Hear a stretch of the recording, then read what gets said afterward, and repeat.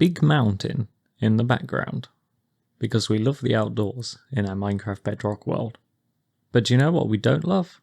The sound of nether portals.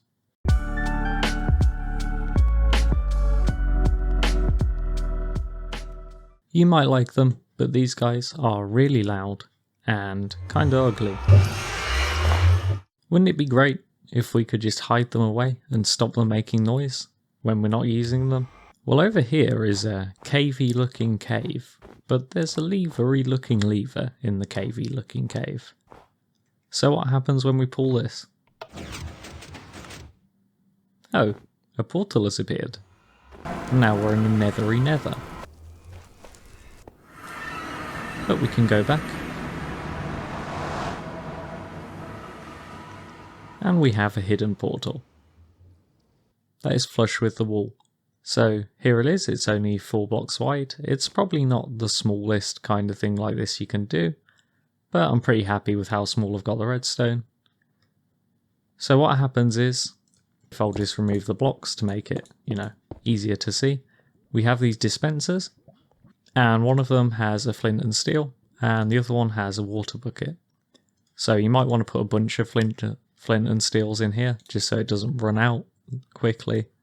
The flint and steel, when we open the door, will light the portal after the dispensers come back, and then the water will destroy it when we want to close it. So as you can see, if you place water in the portal, it destroys the portal, and then the dispensers get moved around. Our blocks come in, then they go back away, and when the dispensers come back, they get set off to light the portal again with the flint and steel. So for the blocks to move into place here, we just use these honey blocks with 2 pistons at the back. That's because we set this piston off and then this one off, which will now be here, and that'll push the blocks 2 blocks forward, sort of through the portal and into the wall to cover that up. And then we just got the pistons in the floor that push the blocks up to hide the bottom bit. So for the dispensers, you have to do this funky thing with the observers, and that's because we need to set the water one off twice, because we need to put the water down to break the portal. Then we have to take the water back quickly before the door pushes forwards, because the honey blocks in Bedrock Edition will also move the dispensers at the bottom, so they'll move to where the portal is. And then when they move back, we have this torch around the back that will activate, and that'll power the dispenser with the flint and steel. And we have these pistons to push the dispensers back into place because honey blocks pull them back to here. And then we just input with some redstone at the front, and that'll also push the blocks up at the bottom. So it's just breaking it down into the parts, and I built these in Java Edition before, but Bedrock Edition is more confusing because dispensers can't be pulled in Java Edition, so you don't have to deal with this stuff. Tutorial. So if we open our chest, the resources we're going to need for this door are 15 redstone dust, 3 redstone repeaters, 3 redstone torches, 11 obsidian blocks, 5 sticky pistons, 2 normal pistons, 8 observers, a flint and steel, a water bucket, and 2 dispensers. And almost forgot this, but you need 4 honey blocks as well. And you also need 1 slab.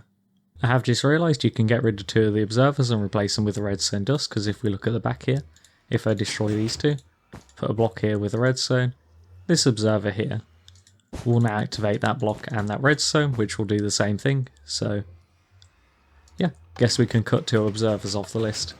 Okay, so to build it, you're going to need a 4x6 area, and the door is 7 blocks high, and your floor is 3 blocks up, and this front bit here is going to be where your wall is that goes around the portal.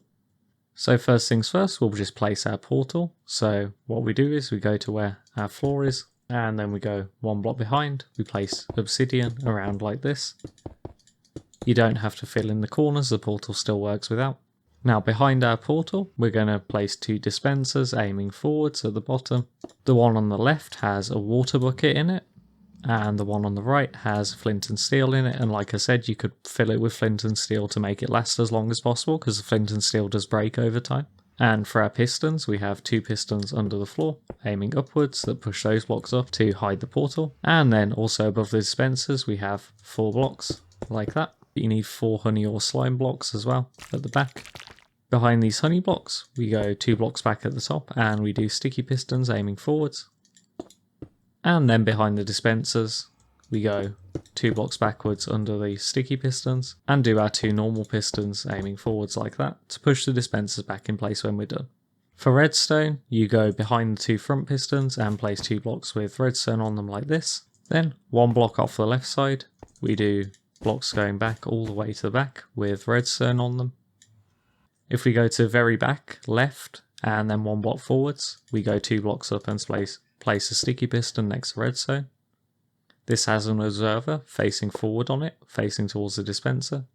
Now in front of this observer we do a slab with a redstone, and that's so the observer will activate the redstone when it goes up, but not when it goes back down, because if this was a block it'll power it when it goes down.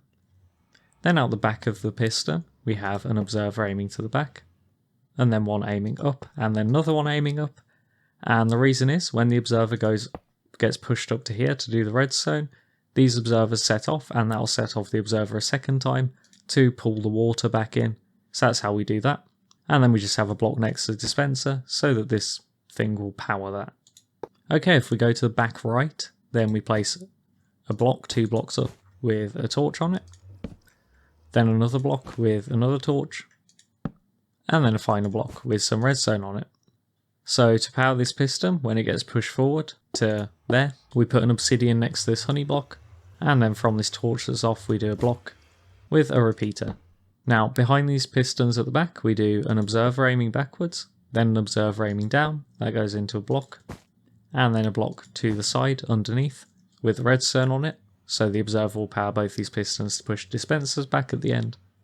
On top of this observer we have a repeater on 3 ticks of delay, going into a block, then a block on the other side, and another block with redstone. And that's to set off this second piston after this block is powered, because then this block gets powered, this piston pushes everything forward, this piston moves to here and gets powered, but it'll also turn off first, and then this piston pulls everything back. So that's how that works.